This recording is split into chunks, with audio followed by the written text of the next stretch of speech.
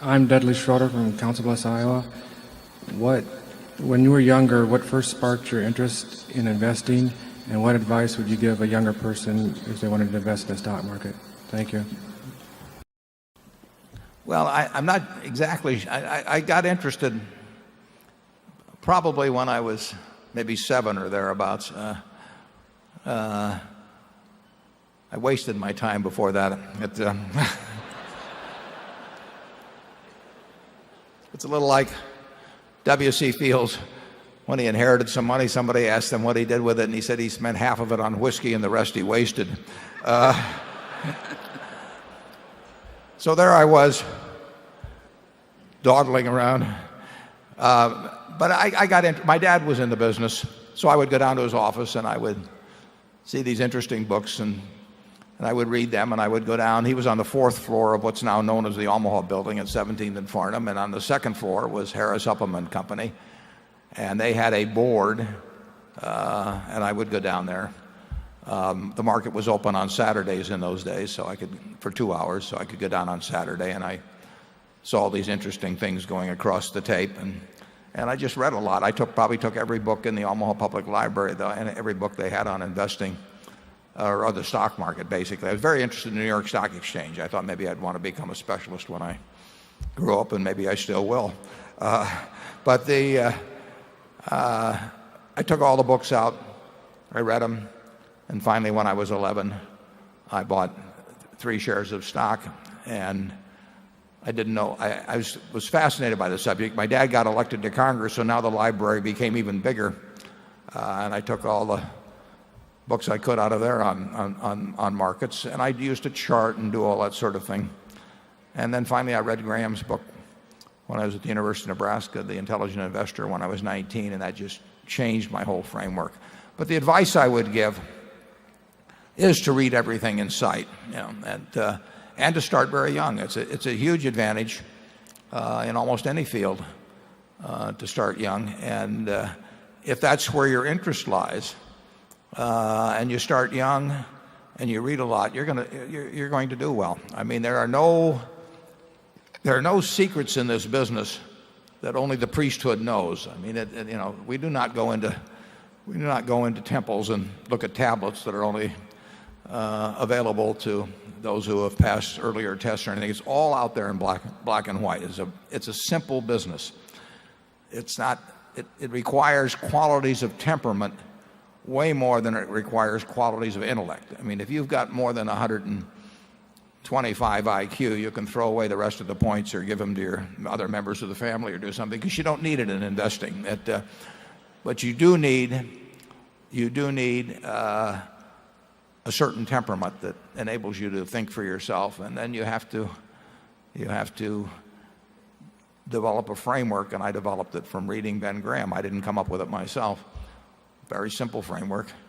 And then you have to look for opportunities that fit within that framework as you go through life, and you can't do something every day. You can learn every day, but you can't act every day.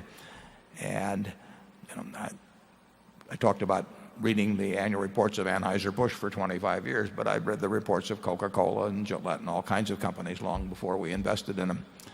And if you enjoy the game, you'll find that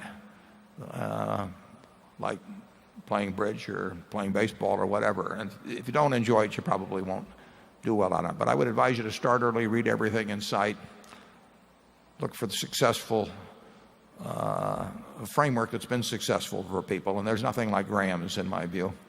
And you'll have a lot of fun, and you'll probably make a lot of money. Charlie?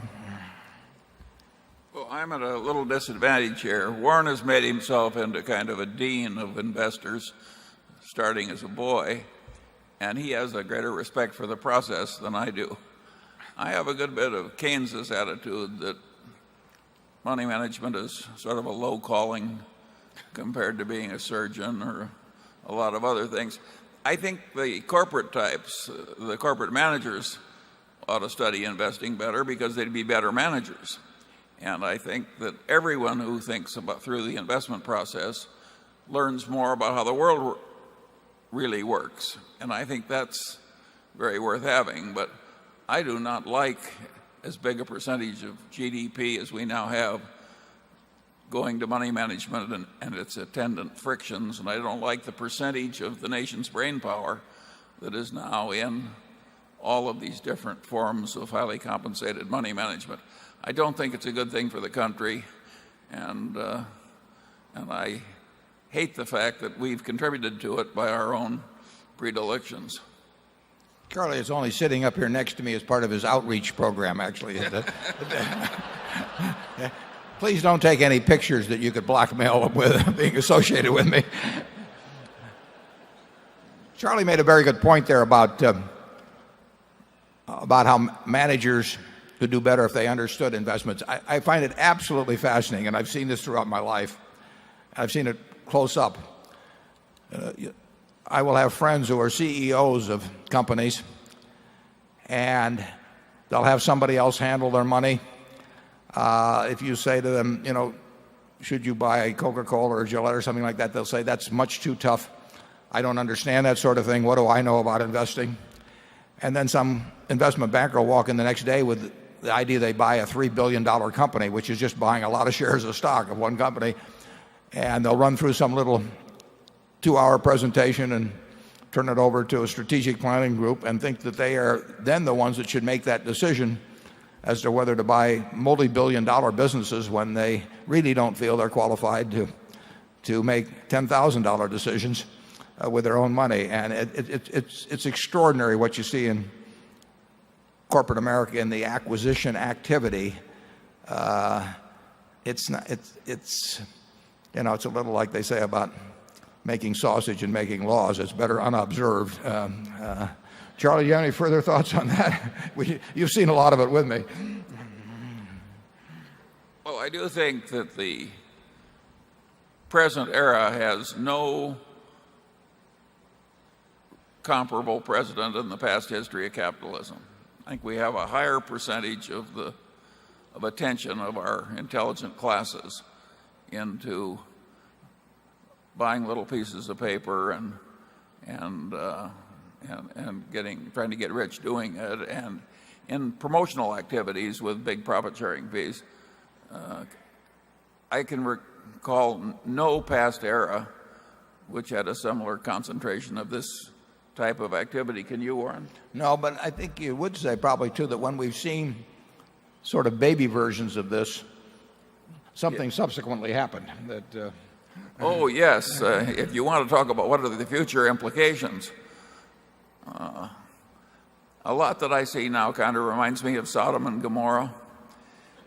And we weren't there, incidentally. I mean, no, but there's a published account, and I think when you get as much sort of regrettable activity going on and sort of feeding on itself in frenzies of envy and imitation, that it has happened in the past that there came bad consequences. On that cheery note, we'll move to number 5.